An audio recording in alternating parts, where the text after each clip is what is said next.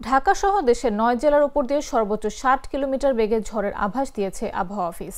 এ সময় বজ্রসহ বৃষ্টি হতে পারে বলে আশঙ্কা করা হচ্ছে। সেই সঙ্গে দুপুর ১টা পর্যন্ত দেশের অভ্যন্তরীণ নদী বন্দরগুলো সতর্ক করা হয়েছে।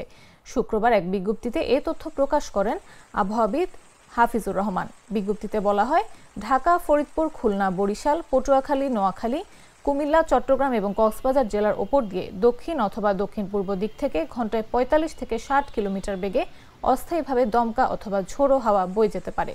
সেই সঙ্গে হতে পারে বৃষ্টি অথবা বজ্রসহ বৃষ্টি। তাই এসব এলাকার নদী বন্দরগুলোকে ১ নম্বর সতর্ক সংকেত দেখাতে বলা হয়েছে।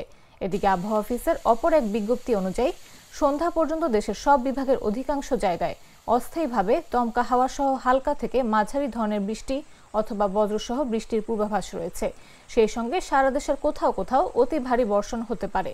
দেশের বিভিন্ন স্থানে বজ্রসহ বৃষ্টি ও ভারী বর্ষণের প্রবণতা আগামী কয়েকদিন অব্যাহত থাকতে পারে।